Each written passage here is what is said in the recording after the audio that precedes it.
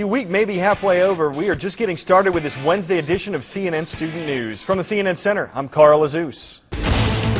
We are starting things off in Denver, where the Democratic Convention is rolling along. 60 speakers took to the podium over the course of 6 hours yesterday, focusing on the theme of Day 2, Renewing America's Promise. The economy, surprise, surprise, is one of the topics of choice as the cheering crowd heard from elected officials, including mayors, governors, members of Congress, as well as several non-politicians. Former Virginia Governor Mark Warner gave Tuesday's keynote address. But the biggest speech came from Senator Hillary Clinton. The former candidate led a historic campaign for the presidency, but she lost out to Barack Obama for the Democratic nomination. Last night, she addressed the convention. And whether you voted for me or you voted for Barack, the time is now to unite as a single party with a single purpose.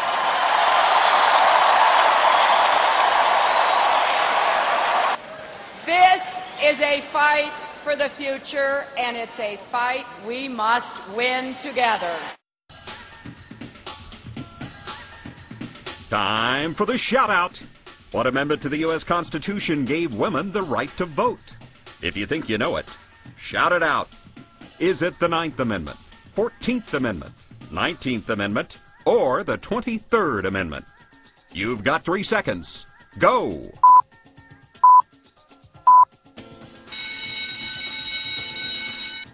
Women can vote thanks to the 19th Amendment, which became law 88 years ago this week. That's your answer, and that's your shout-out. Parts of Haiti and the Dominican Republic are struggling through Hurricane Gustav. This storm strengthened and made landfall yesterday on Hispaniola. That's the Caribbean island that's home to those two countries. Some areas experienced flooding as Gustav drenched the region, dumping an estimated 20 inches of rain in some spots. Forecasters predict this storm will sweep by Cuba and head toward the Gulf of Mexico, where it's expected to become a major hurricane over the next few days. I used to think the T in SAT stood for torture. Whether or not you agree with that, the College Board, it's the group that administers the SAT, says almost every college in the country accepts this test as part of its admissions process. So you aspiring college students can see why it's important to take it. But as far as recent scores go, SAT scores are in a slump. You can't exactly say they're down because they haven't changed since last year. But 2007 wasn't the year you wanted to copy. The class of 2008 scored an average of 515 in the math section. That's out of 800 points. On reading, it was 502 out of 800 points. Just like last year, those are the lowest levels in almost a decade. And if you only look at reading, the last time scores were worse than this was in 1994. But there is a silver lining as far as the College Board sees it. The lower scores are due to the fact that more people than ever are taking the SAT. This year, over 1.5 million students sacrificed a few hours, and they might say brain cells, studying and buckling down on the test. It was a slight increase from last year, but a big bump of almost 30% over the last decade. And 36% of those tested were the first in their families to even attend college. So you see what the College Board means when it says that a broader array of students are taking the test. Oh, and if you're looking for bragging rights, guys averaged better than girls in the reading section by 4 points and the math section by 33 points. But girls got their revenge on the writing portion, scoring around 13 points higher. Time for a shout-out extra credit.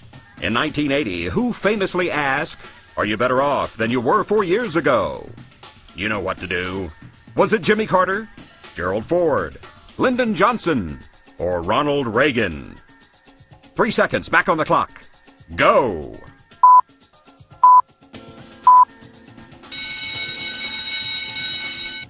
Ronald Reagan, who would win the 1980 presidential election, asked that famous question during a debate with Jimmy Carter. That's your answer, and that's your shout-out extra credit. When Ronald Reagan asked that question, it was aimed squarely at the state of the country's economy.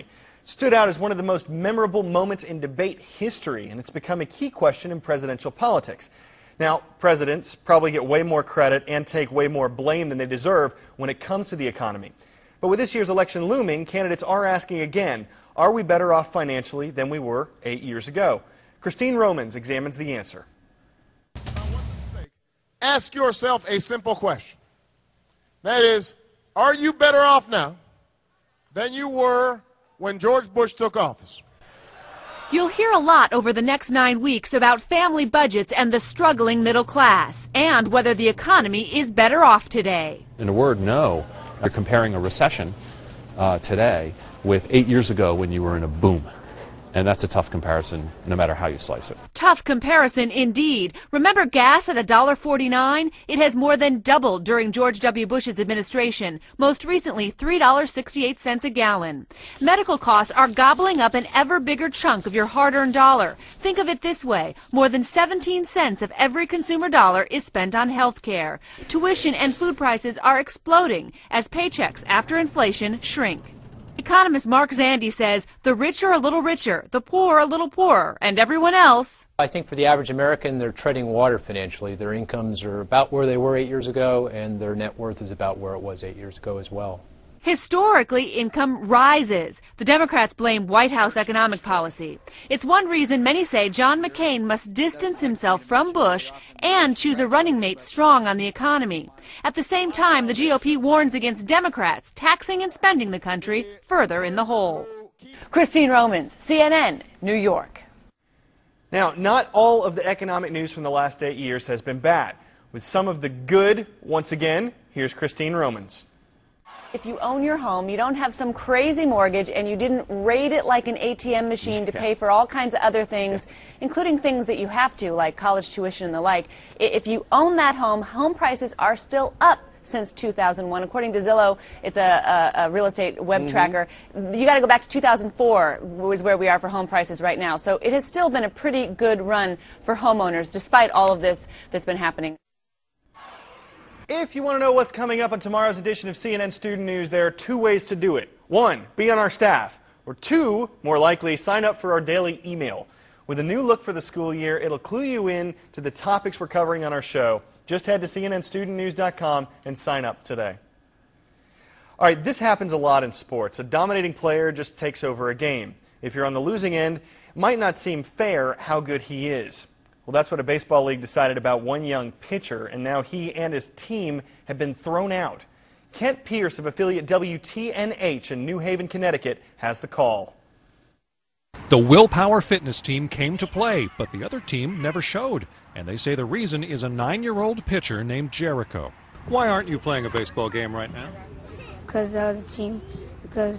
the league doesn't want me to play baseball, so they kicked us off the thing, and they told us that they're not showing up. The league is Liga Juvenil de Baseball, a private league of 4 teams of 8, 9, and 10-year-olds. League officials have kicked the Willpower team out of the league for the rest of the season. They say it's because of how Jericho throws. Why don't they want you to play? Because they said I pitch too good. Does that seem like a good reason to you? No. Now, here's what a lawyer for the league told News Channel 8. He said that some of the younger, less experienced batters were afraid to hit against Jericho, so the league asked the coach to move Jericho to a different position. The coach says, shouldn't the best players play the positions at which they're best? So at the last game, the coach sent Jericho to the mound. As soon as that happened, the other team started packing up their bag and say, no, we can't. You can't put the pitcher to play. And now the whole team is banned from play. That's why their opponent, except for one kid, did not show up.